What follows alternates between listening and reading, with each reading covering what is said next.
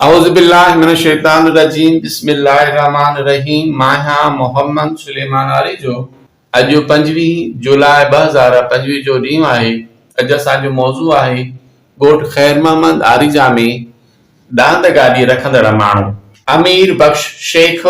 अलाह ॾिनो आरिजो हाशमाणी, अहमद आरिजो बखराणी,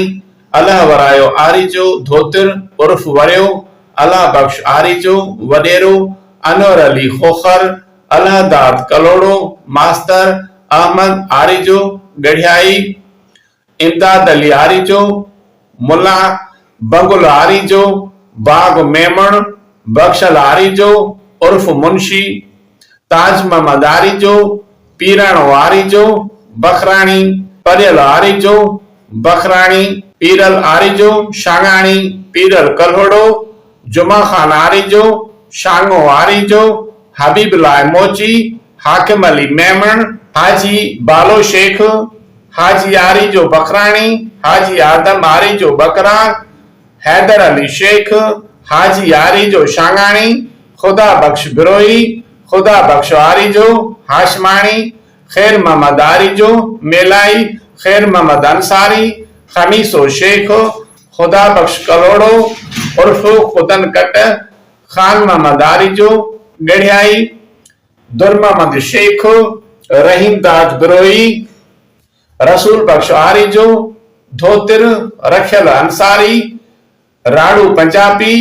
सैदाद आरिजो वडेरो, सूमर पंजाबी, सुनील पंजाबी, शेर मोहम्मद कल्होड़ो,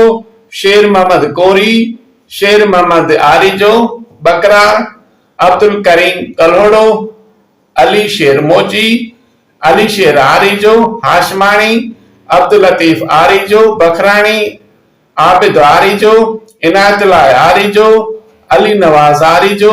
वडेरो, अजीजुल्लाह आरिजो वडेरो, अली हसन आरिजो वडेरो,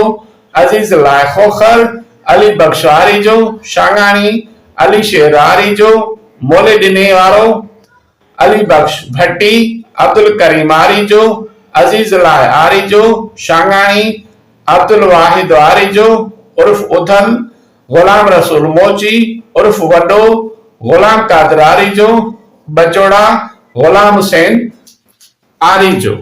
गुलाम रसूल आरिजो वडेरो, गुलाम रसूल कुंभर, गुलाम नबी आरिजो खान साहब, गुलाम कादर आरिजो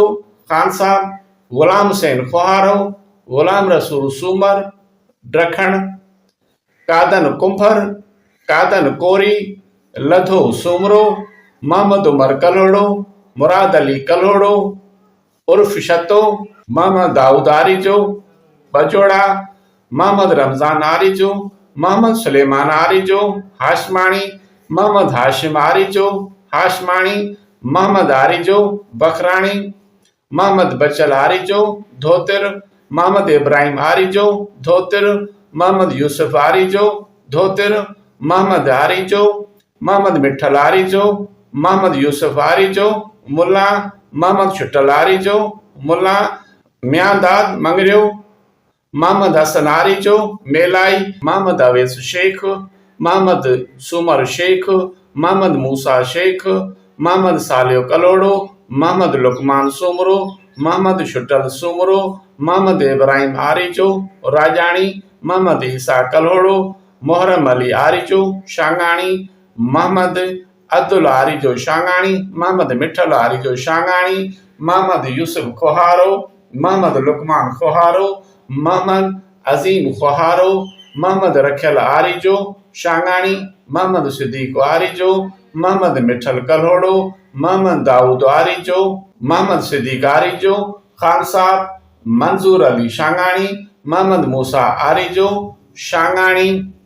गुल मोहम्मद आरिजो गढ़ियाई, गुलाब शाह मोटाणी, नसरुल्लाह कल्होड़ो, नूर मोहम्मद आरिजो मुल्ला, वली मोहम्मद आरिजो बकरार, वासिल शेख, वली मोहम्मद कल्होड़ो, वाहिद बख्श आरिजो उर्फ खट्टो। जज़ाकल्लाह।